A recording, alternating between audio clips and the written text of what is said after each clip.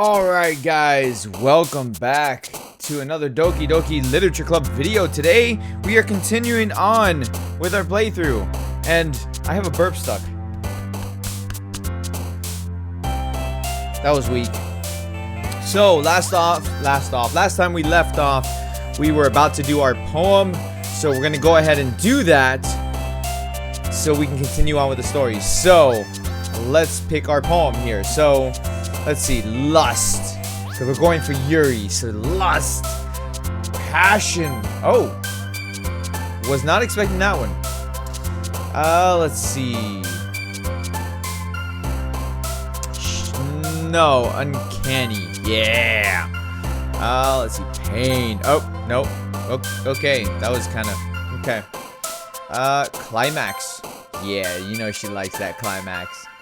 Let's see. Pleasure. Oh, yeah. Yeah. That's what I'm talking about. Yeah. Dazzle? Nope. Okay, wrong person. Fear. Oh, whoa. Chill. Chill. Sayuri, chill. Let's go with anger. Really? Okay. That was weird. Disoriented. Okay. We're back on track.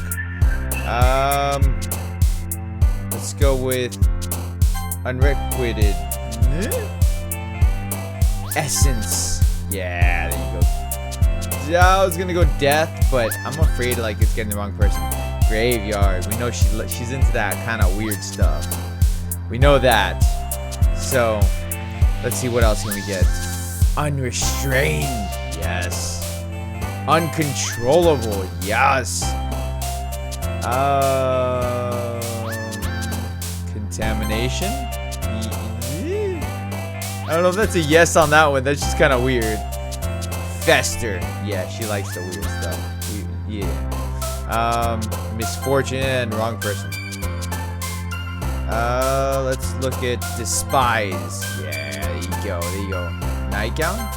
Oh. Okay. Another day passes, and it's time for the club meeting today. Oh, already, not today. I've gotten a little more comfortable over here over the past couple days. Entering the club room, the usual scene greets me. Hi, Gotian. Yo, Sayori. Looks like you're in a good mood today. Hee. I'm just still not used to you being in the club, that's all. I see. That's pretty simple thing to get you in a good mood. But I guess it's always the simple things when it comes to, with you anyways. Speaking of which, I'm kind of hungry. Will you come with me to buy a snack? No thanks. Why not? It's just to go get a snack. Chill. My character's kind of a dick. Eh? That's not like you at all. I have my reasons. Why don't we take a look at your purse, Sayori? Why that all of a sudden? No reason, really. I just wanted to look at it. Sayori nervously retrieves her coin purse. She fumbles with the latch and gets it open. Then she turns it upside down and lets its contents spill onto the desk. Only 2 small coins fall out. I knew it. I can see right through you, Sayori. That's not fair. How did you even know? It's simple. If you had enough money in the first place, you would have bought a snack before coming to the club room. So either you're not hungry and wanted an excuse to take a walk, or you plan to conveniently forget that you spent all your money so that I would lend you some. But there's one more thing. You're always hungry. And so, that only leaves the one option. I give up. Don't make me feel so guilty. If you feel guilty, that means you deserve to feel guilty. My character's a dick. Yuri suddenly giggles. Eh? I didn't notice that she was listening in. Her face is in her book as always. I wasn't listening or anything. It was just something in my book. Yuri! Tell Gotian to let me borrow some money. Don't get me involved like that, Sayori. Besides, you should only buy what you can responsibly afford. And frankly, after pulling a mischievous little stunt like that, your suffering is fair enough retribution.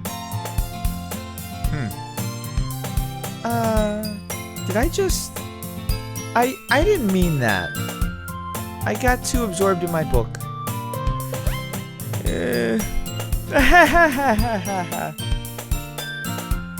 I really like when you speak your mind, Yuri.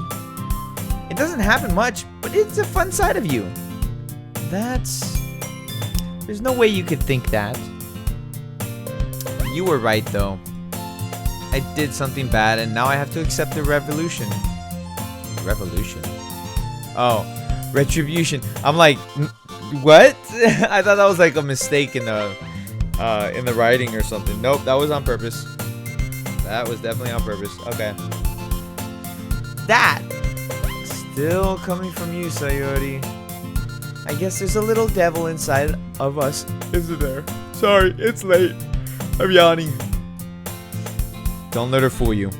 Sayori knows exactly what she's doing.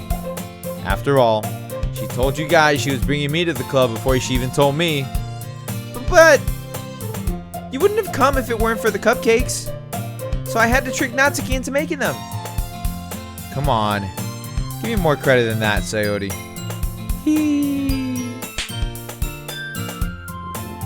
What? Out of nowhere, something smacks Sayori in the face and tumbles onto the desk. What was... A cookie! Sure enough, it's a giant cookie wrapped in plastic. Oh, I thought somebody actually smacked her for a second. Sayori glances around. Is this a miracle? It's because I paid my restitution. Retribution. Actually, that one almost worked. I was just gonna give it to you, but then I heard you blab about the cupcakes. It was totally worth seeing your reaction, though. Natsuki! That's so nice of you! I'm so happy! Sayori hugs the cookie. Jeez, just eat it. Sayori rapidly tears open the wrapper and takes a big bite. So good! Sayori suddenly clasped her hands over her mouth. I bit my tongue! Now I talk like Mike Tyson. You're going through a lot of You're going through a lot over just one cookie. Natsuki takes a bite of her own cookie. Ah, yours looks really good too, Natsuki. Can I try it? Jeez. Beggars can't be choosers. But yours is chocolate. Yeah, why do you think I gave you that one? Fine. Still, I'm really happy you shared this one with me. Sayori gets out of her seat and goes behind Natsuki, then wraps her arms around her. Ah, jeez. I get it. Cookie still in hand, Natsuki reaches up and nudges Sayori off of her.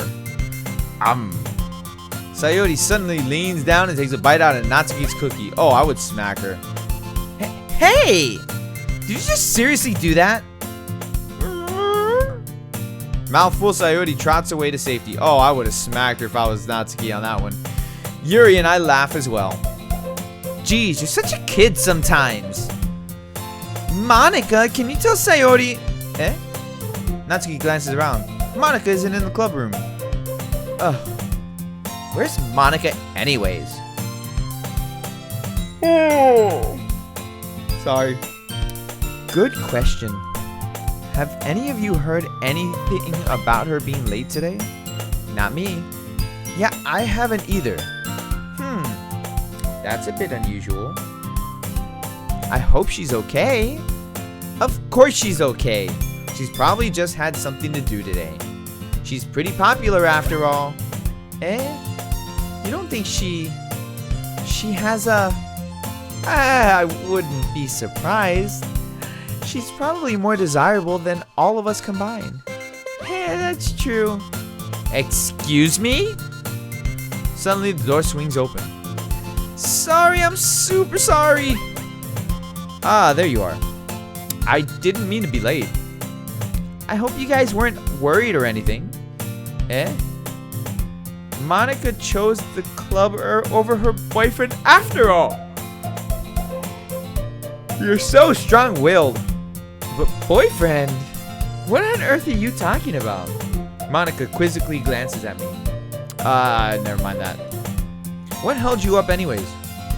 Well, my last period today was study hall. To be honest, I kind of just lost track of time. That makes no sense though. You would have heard the bell ring at least. I must not have heard it since I was practicing piano. Piano? I wasn't aware you played music as well, Monica. I don't really. I kind of just started recently. I've always wanted to learn piano. That's so cool! You should play something for us, Monica. Monica looks at me. Maybe once I get a little bit better, I will. Yay! That sounds cool. I'd also look forward to it.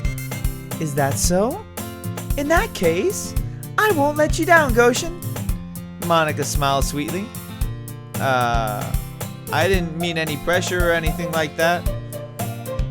Don't worry. I've been practicing a whole lot recently, and I'd really love the chance to share once I'm ready. I see. In that case, best of luck. Thanks. So, I didn't miss anything, did I? No, not really. I chose to leave out Sayori's mischievous escapade. I'm sure Natsuki will end up complaining to her anyways. It looks like everyone has already settled down. Sayori somehow already finished her entire cookie. Yuri is back to her book and Natsuki disappeared into the closet. Hey, Yuri. Eh? I suddenly noticed that Yuri is reading a different book from the one we've been reading together.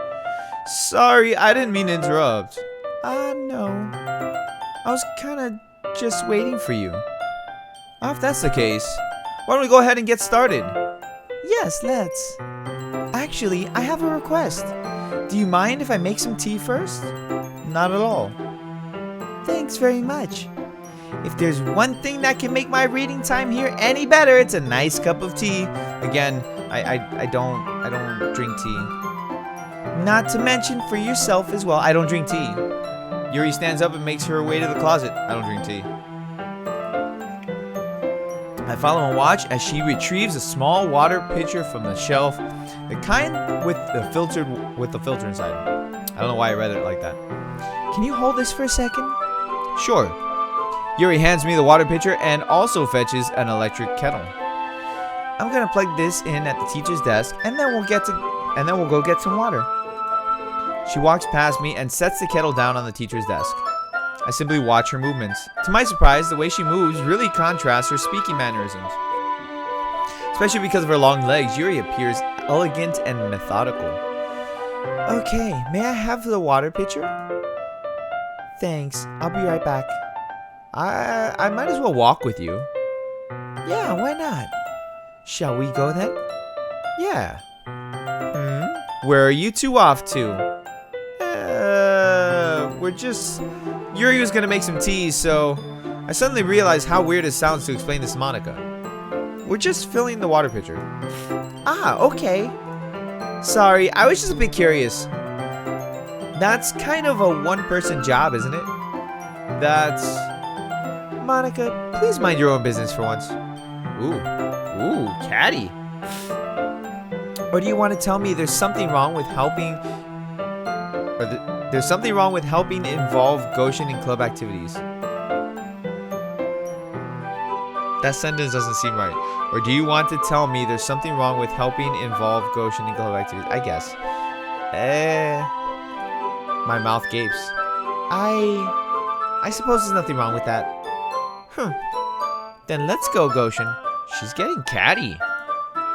Yuri quickly exits the room and I follow. Once in the hallway, she suddenly puts her forehead against the wall. I spoke without thinking. How could I say something like that? Yuri. I just... Something about the way she said that. It made me feel so... irritated. What's wrong with me? No, Yuri... I think you did the right thing. I wasn't expecting it, but...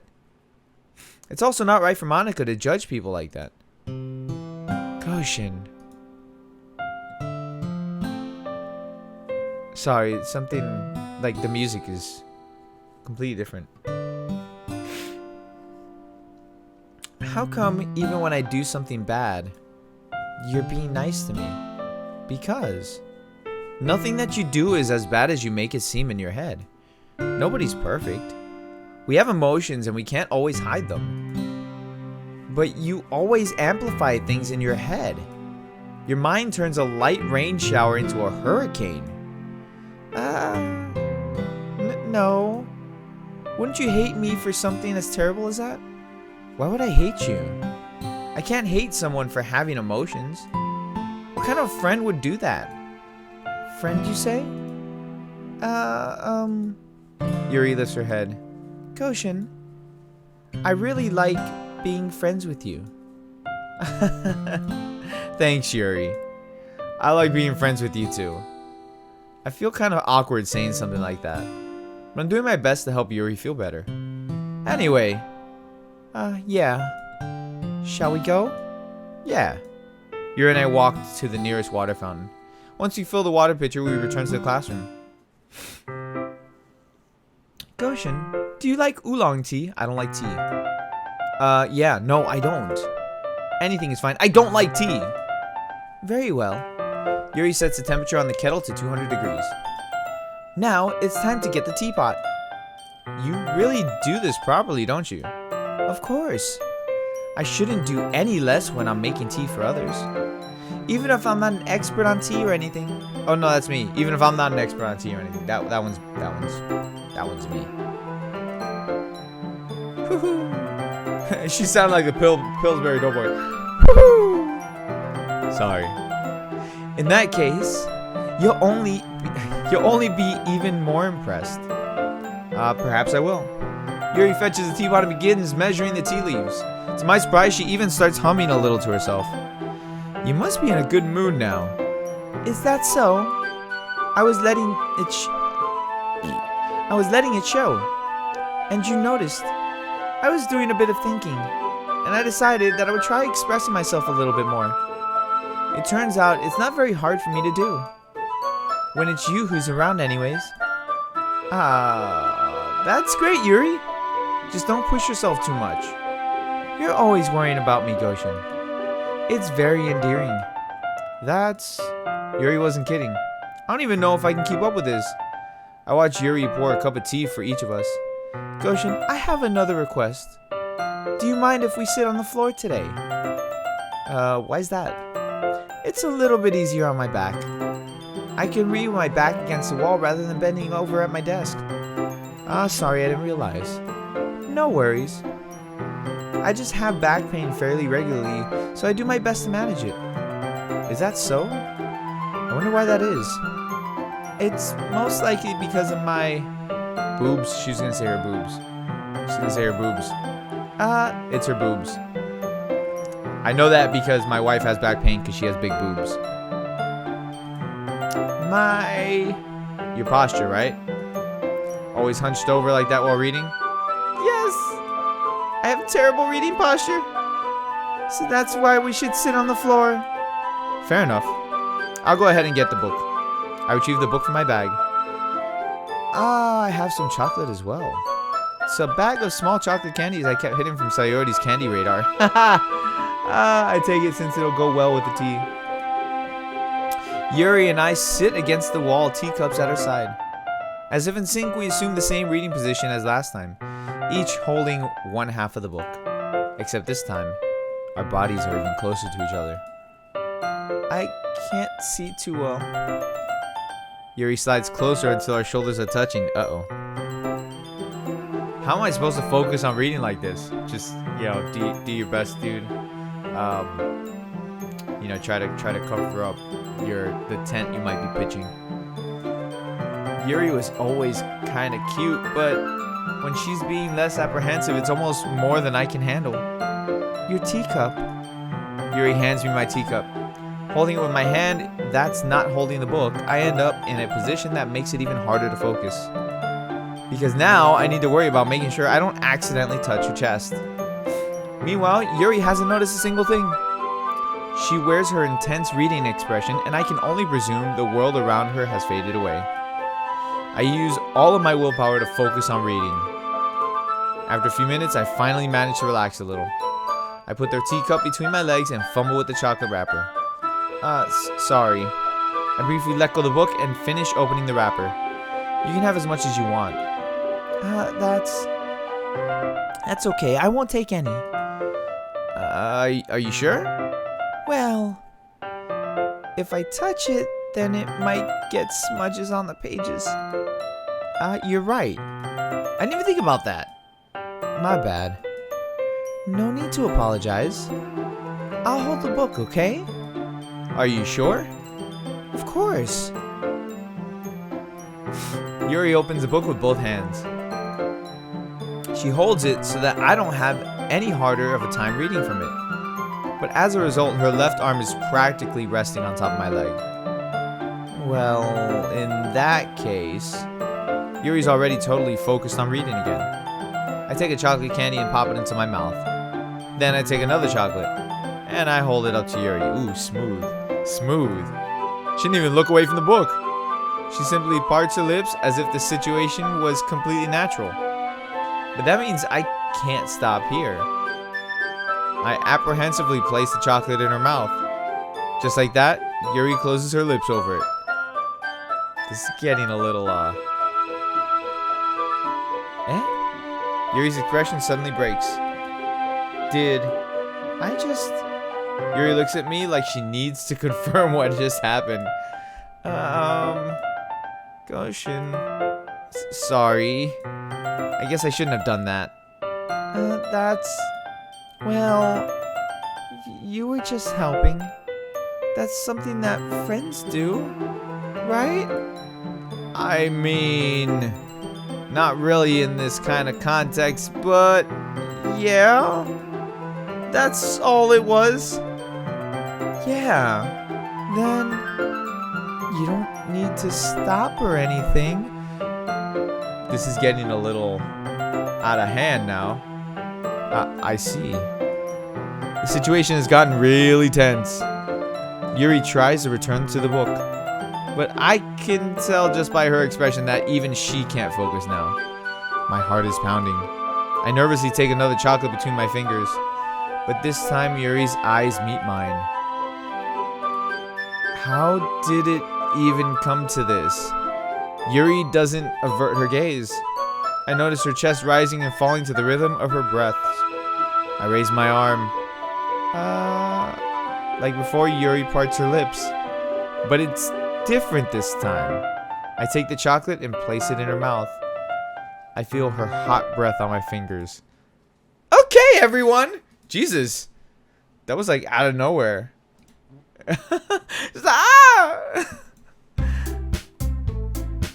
Yuri jolts back. Hold on, something happened there. It's time to share poems. Gotian, can you help Yuri put away the tea stuff, right? Yeah, of course. Okay, thanks. The spell is abruptly broken. I'll take care of the cups. Yeah. Yuri picks up the teacups from the floor. I pick up the bag of chocolates. In the end, we hastily clean up without so much as a word between us. I get the feeling this is something neither of us will have the courage to bring up. Oh, I bring it up. I bring it up fast. Who should I show my poem to first? Let's go with Yuri.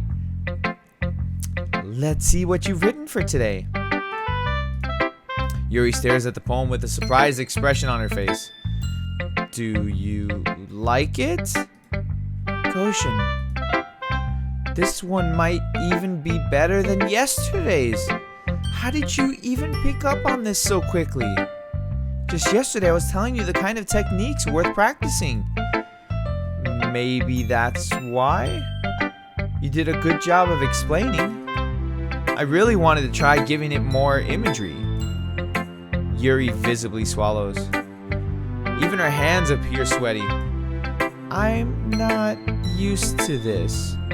Used to what? I don't know. It's fine. Take your time. Yuri breathes and collects her thoughts. I know that Yuri likes to think before she speaks, so I offer that patience to her. Yeah, just being appreciated like this, I guess? It probably sounds really stupid, but seeing someone motivated by my writing, it just makes me really happy. Are you saying you've never shared your writing before? Yuri nods. Really, I don't believe it. I really only write for myself. Oh, that was supposed to be her voice. And besides, people would just laugh at me. Do you really think that? Again, Yuri nods. Huh. Even your close friends? Yuri doesn't respond to that. I wonder why. Anyway, do you want to share your poem you wrote today? Yeah, I do. If it's with you. The raccoon. It happened in the dead of night while I was slicing bread for a guilty snack. My attention was caught by the scuttering of a raccoon outside my window. That was, I believe, the first time I noticed my strange tendencies as an unordinary human. I gave the raccoon a piece of bread, my subconscious well aware of the consequences, well aware that a raccoon that is fed will always come back for more. The enticing beauty of my cutting knife was the symptom. The bread, my hungry curiosity. The raccoon, an urge. The moon increments its phase and reflects that much more light off my cutting knife. The very same light that glistens in the eyes of my raccoon friend. I slice the bread fresh and soft. The raccoon becomes excited, or perhaps I'm merely projecting my emotions onto the newly satisfied animal. The raccoon has taken to following me. You could say that we've gotten quite used to each other. The raccoon becomes hungry more and more frequently, so my bread is always handy. Every time I brandish my cutting knife, the raccoon shows me its excitement. A rush of blood. What? Classic Pavlovian conditioning. I slice the bread, and I feel myself again.